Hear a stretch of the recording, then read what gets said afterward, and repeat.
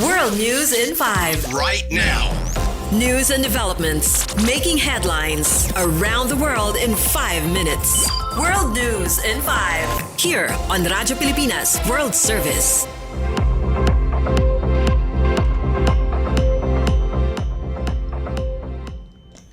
Good day to all of our listeners here on Radyo Pilipinas World Service. This is World News in 5 and I'm your host, Steph Vicente.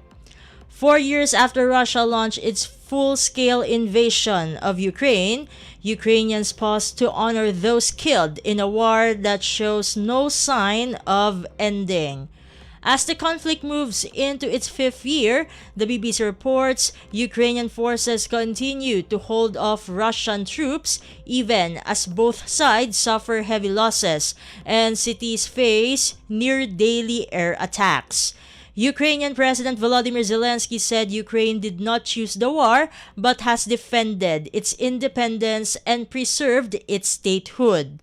The Kremlin admitted its original goals have not been fully achieved and signaled it will keep up its offensive while again blaming Western support for expanding the conflict. Moscow now controls just under 20% of Ukrainian territory, but it has failed to seize the entire eastern Donbas region.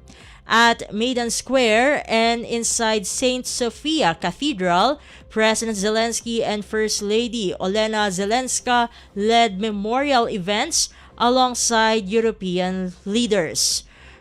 In towns, residents laid flowers at soldiers' graves, reflecting on the heavy toll of a war many never expected to last this long.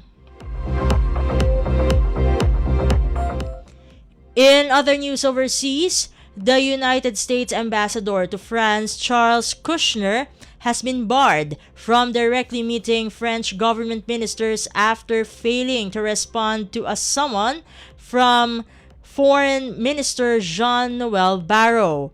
Kushner had been called in over remarks concerning the recent death of a far-right activist, but did not attend the scheduled meeting, according to France's foreign ministry.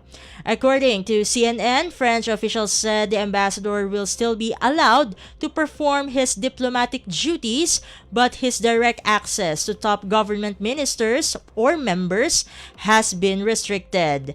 Minister Barrot said the no-show could affect Ambassador Kushner's ability to carry out his mission, though he stressed that it would not damage overall relations between the United States and France.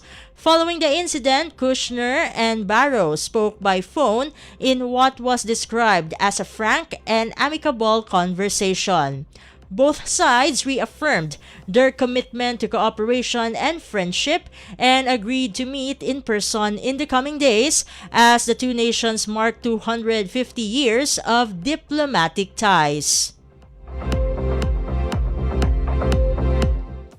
And finally, Japan says it will begin inviting young and mid-level defense officials from Pacific Island nations starting in fiscal year 2026. GG Press reports Japanese Defense Minister Shinjiro Koizumi announced the plan during a meeting in Tokyo with defense chiefs from 14 Pacific countries including Fiji and Papua New Guinea. Minister Koizumi highlighted the importance of closer cooperation, especially as China increases its presence in the South Pacific, and stressed the need to strengthen areas such as cybersecurity.